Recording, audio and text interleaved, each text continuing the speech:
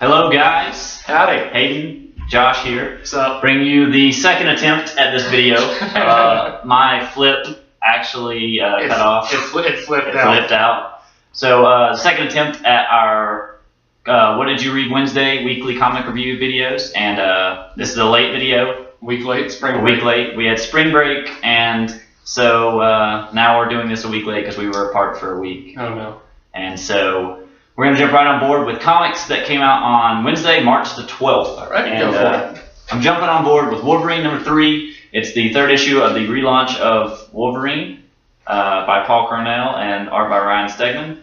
And really good issue this week. Last week left us with a bit of a cliffhanger with Superior Spider-Man pushing Wolverine off a building, and ends with some comic relief. Superior actually saves him, which is really cool. And this whole issue is basically about Wolverine still not being able to get over him not having healing powers. Sure. They mentioned a couple times that his whole fighting style is about being able to take the damage, and before getting the lethal strike, I'd imagine he's having a hard time dealing with that. Yeah, and he just wants to go in there, blades ripping through people, and just being Wolverine, but he can't do that anymore. And everybody's trying to tell him that, and he doesn't understand it. Right. And a big cliffhanger at the end of this episode involves one of his very arch enemies. So you guys need to pick this up and read it.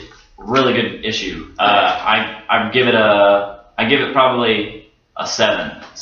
For sure. Okay. So a nerdy, a 7 this week. Cool. And do you want to go ahead and do one of yours? I'll do one of mine. I don't have it with me. The best thing I read last week was Batman number 29 by Scott Snyder and Greg Capullo. This is the last part of Snyder's second act for Zero Year, his sort of retelling of Batman's first year in Gotham. Okay. The action is ramping up. Gotham, I have never been more scared for Gotham. Really? It's ramping I think the only thing I've read of Zero Year, didn't they have a pre-comic book day, 0 Year, like number 1 or something like that? They did, back when DC did 0 Month, back in September of 2012, they had this quick little flashback to, it was the Joker, the Red Hood gang, and Batman fighting them. Yeah. So it was, we got a sneak peek of it a while ago, but they've been ramping up and building. Scott Snyder writes the best Riddler ever. Riddler's the main antagonist for this. It's getting good. Really? And all I can say is I'm ready for the final act. How many acts do you think there'll be? He just finished the second, and then there's one more act with about 5 issues in it. Okay. The last issue will be out in July. Think it'll be big? It's gonna be. Yeah. My problem with the series is that they've been kind of loosey-goosey with the pricing, because it's each start of the chapter is $5, and then they had a $6 or $7 issue when he first became Batman. That's cool. Nah, so I'm gonna give this one a solid 9 out of 10. Really? Nerdy. It was that good. Awesome. Go for it. Next thing I want to jump on board with, something that I've been questionable about the past few issues. The Walking Dead number 123. What? I had been questionable about it until this issue. This issue is a very, very big turning point. Negan, it's been the all-out war story. Negan's been threatening Rick. Rick's just been trying to get through this all and kill Negan. And their place at Alexandria is done. Sure. They're now moved to the Hilltop community, Jesus' community, and Negan makes a big appearance at the Hilltop community this issue, and something very, very bad happens to Mr. Rick Grimes this issue. What? And this is a very big turning point, because I'm just going to read this last line in this issue, saying, "Rick's as good as dead, and without him, they're nothing. Game effing over." Uh-oh. So this is what's going to happen without Rick Grimes. They've been all about going with Rick Grimes about all his decisions and whatnot, and now they don't know what's going to happen to Rick Grimes. I give this issue, this is a really good issue. It brought my spark back for The Walking Dead. I give it another 7 out of 10, just like the Wolverine. And definitely a nerdy. How many more issues are left in All Out War? 3. 3? Ooh. 9 out of 12. 3 more issues, yep. That is good. I'm ready to see your reaction for the 12th one. Okay, I'll go ahead. Another big one I read was All New X-Men number 24 by Brian Michael Bendis and Stuart Immonen, however you pronounce his name. Right now they're in the middle of the crossover with Guardians of the Galaxy. They've abducted teenage Jean Grey, the alien race have, to put her on trial for her crimes as the Phoenix. Right. It's so good. Really? You would never expect to put the Guardians and the original 5 X-Men in the same room. They work. Yeah, that's literally the only reason I'm not following Guardians for these past, 6 issues, 5 issues? A little bit more. Go on. Yeah, but that's the only reason I hadn't followed this, because I just didn't see the X-Men Guardians combining that well. And it could be that Bendis is writing both series, so it works, but at the same time, it meshes so well. Bendis is juggling a lot. Oh yeah, it works. The art's I love his young Iceman, where it looks like a little snowman. Rocket Raccoon is the greatest character known to man. One more issue, man, and it's all we're going to see where it goes. It's gonna be cool. I'll give it a 7 out of 10. All right, nerdy on that one. Nerdy on that one. We have had nothing under a 7 so far this week. It's been a pretty good week. And it doesn't stop there, because Superman Wonder Woman number 6, wow, what an issue. It still shows how powerful Superman and Wonder Woman really are.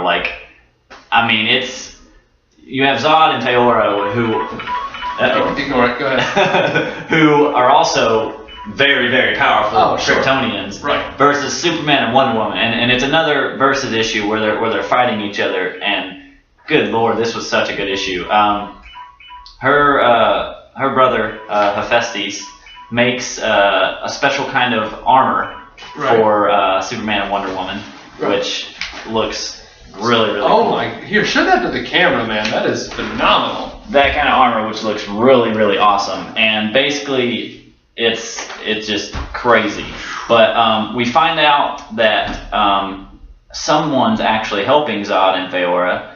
Someone who wants revenge on Superman from previous issues. Ooh. And this is the big reveal where Superman finally tells Wonder Woman, finally comes out and says it. And he gives the 3 words, I hate you. I love you. He says, I love you to Wonder Woman. I would pay so much for I hate your guts. I hate you. And then her response is, of course you do. It's such a good issue. That art. Yeah, this art has been phenomenal. Tony Daniel. 9 out of 10. Really? 9 out of 10. Best thing you read last week? Yeah. Best thing I read that last week for sure. This was such a good issue. Cool beans. Nerdy. All right, let me run through my 2 real quick, because I've got 2 more.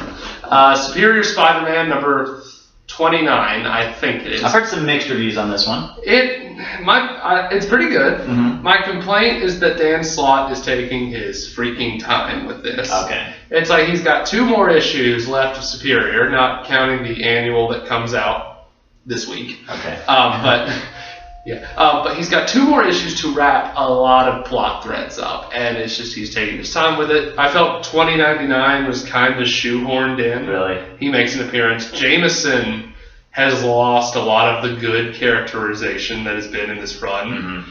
I mean, the action's great. The Spider-Man, the Spoctopus, whatever you want to call it, the Spoctopus Goblin rivalry is getting great, though. Really? And I am so scared. Oh, they finally met each other? Oh, yeah, they've met each other. Yeah. They fought a little bit in this issue. Okay. Spoiler alert for last issue, they captured Anna Maria. Yeah, the little short. Yeah, Peter's girlfriend. And I am terrified for her. Really? There's this great 2-page splash page of Goblin destroying everywhere that Otto cares about, like his childhood home. So I remember him capturing what's-her-name and putting Carly. Yeah. Did that go anywhere? I'll address that in our next video. Okay. No. Okay. And last one, Superior Foes of Spider-Man, ran 2 weeks in a row. Last week. By the way, Superior Spider-Man. I'll give it a 6. Okay. Still pretty good, still but it could do a lot better. And then finally, Superior Foes of Spider-Man. This was some good. It was a great look at how the supervillain community views Bullseye. Okay. And so just like another villain's perspective on a supervillain, that was fun. I'm really on the fence about this series because it's really funny and it's got one of the most well-rounded characters in comic. If you had told me a year ago that Boomerang would just be one of the most well-rounded characters, I would have smacked you upside the head. But it works. Just the series just is missing something, and I can't put. I'm going to give it a 5 at a mortal wound. Okay. So it's right there on the cutting off point. I could drop it at any time. Okay. But I'm going to give it a couple more issues to redeem itself. All right. And that's all I got last week. Overall, really good week. Had some really good reviews. Had a couple of reviews, but that happens with comics. It's a hit or miss. Yeah. I hope you guys like our new ranking system. It says I did do like a 1 through 10 system, and then of course do our nerdy or die. So I hope you guys enjoyed that. Sorry this video is late. Oh, sure. And if you're in the Colowee area, come to WeCon, March 29th. Colowee, Asheville, Eastern North Carolina. Western North Carolina. We go to Western Carolina. I am dumb. WeCon is gonna be awesome. Yep. We'll see y'all later. Thank you guys. And then